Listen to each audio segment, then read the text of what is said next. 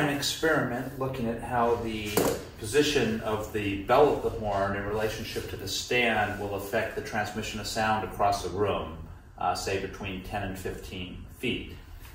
And I'm going to use 3 positions. The first will be the bell looking straight into the stand. The second position will be the horn beneath the stand, with the idea that the sound bounces off the floor and projects outward. And then the third position will be moving the stand over to the right so that the horn is clear of the stand completely off to the left, and there's a direct path between the bell of the horn and the sound meter at the other end of the room.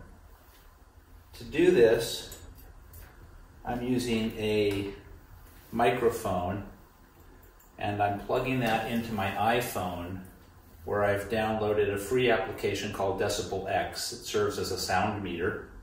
And I've made a little clip here to hold the microphone on the end of the horn so that no matter what position I have the bell in, the microphone will be held in equal distance from the bell of the horn.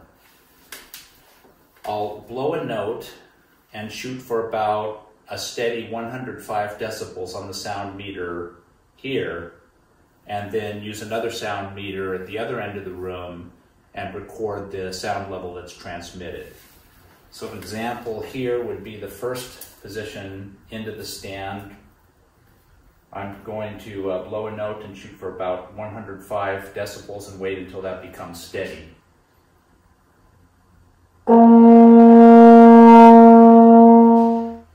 The second position would be down below the stand. And then lastly would be to move the stand over and go just to the left of the stand so we have a direct path. So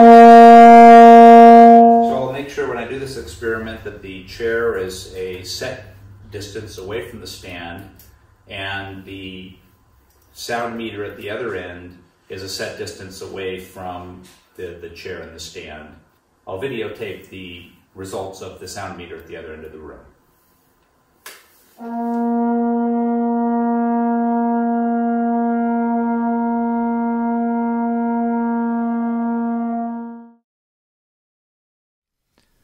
If we play directly at the microphone with the stand in the way, about 1.5 feet away from the stand, the microphone records about 78 decibels. If we move the stand out of the way or play beside the stand directly at the microphone, it again records about 78 decibels.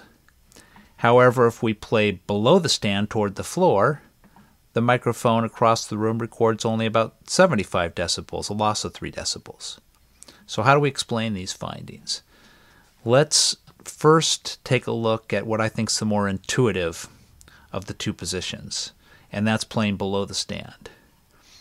Playing beside the stand, the trombone is pointed directly at the microphone with no barrier, and it's 78 or about 78 decibels.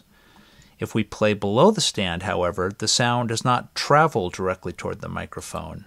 The sound has to take a different path. We're playing toward the floor. So the path that the sound has to travel is a greater distance when it goes toward the floor, back up toward the mic, than if it's going directly from the trombone to the microphone. And we know that sound diminishes over distance. That's why it's harder to hear somebody if they speak at the same level and you keep getting further and further away.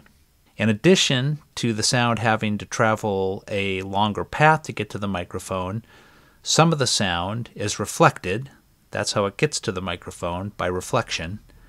However, some of the sound is also absorbed by the floor. It may be greater with different types of material, but regardless of the material, some of the sound and the energy of the sound wave will actually be absorbed by the floor. So this certainly could explain the greater distance and the absorption of some of the sound, why we lose 3 decibels when we play underneath the stand. Now let's take a look at the more difficult result, I think, to understand, and that is, why is the result at the recording microphone the same when we play beside the stand with no obstruction, or into the stand, only about 1.5 feet away. Both result about 78 decibels. This is a ripple tank simulator which will allow us to visualize the effect of a barrier on sound waves. The origin of the sound waves will represent the trombone, and the barrier will represent the music stand, and the sound waves will move from the origin of the trombone across the room down this way. There's a slider here which allows me to control the frequency of the sound waves. As we move it to the right, we choose higher frequencies, and higher frequencies have shorter wavelengths. The wavelength of the B-flat I played on the trombone for this experiment is 58 inches. If I were to play the B-flat an octave higher above the staff, the wavelength would only be 29 inches. And the width of the music stand is 19 inches. So it could stand to reason that with shorter wavelengths and higher notes, the stand will have a greater effect, and more of the wave will be reflected back toward the instrument. So let's go ahead, I'll choose a very high frequency, and let's start the sound generator so we can visualize the waves. And you can see at a very high frequency with a short wavelength, the obstruction or the barrier, the music stand, creates a fairly marked sound shadow behind it. Let's go ahead and clear that. I'll choose the opposite end of the spectrum, a very low frequency with a wide wavelength. We'll start the sound wave generator again, and you can say this time at a low frequency with a longer wavelength, the wave is diffracted or bends around the music stand, so there's a much less marked sound shadow on the other side of the stand, and in fact the sound wave is almost completely recreated at some distance from the stand. So the reasoning is that the higher the note, the shorter the wavelength, the greater the effect of the stand on that particular note. So for the trombone, at a low frequency, the wide or long wavelength sort of bends around the stand, and the stand has much less of an effect on the transmission of sound across the room.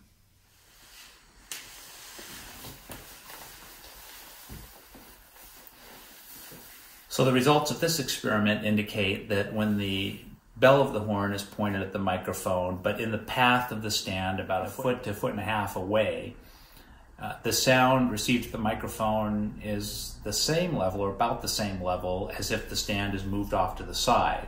One explanation for this is that the wavelength of the note played on the trombone is so long or so wide compared to the width of the stand that the sound wave actually diffracts or bends around the stand and reforms, so that the attenuation of the sound wave is really negligible by the time it gets to the microphone. However, when we point the bell down toward the floor below the stand, there actually is about a 3 decibel decrease in the amount of sound received. The explanation for that is that the path that the sound has to take when it reflects off the floor is longer than the path pointed directly at the microphone, and the floor actually absorbs some of the energy of the sound wave. I know that there are many improvements upon this experiment, probably improvements on the controls in the experiment, and there's many other different types of studies that we could do. So if you'd like to, go ahead and leave your comments and suggestions below. And as always, I appreciate you taking time to watch my videos.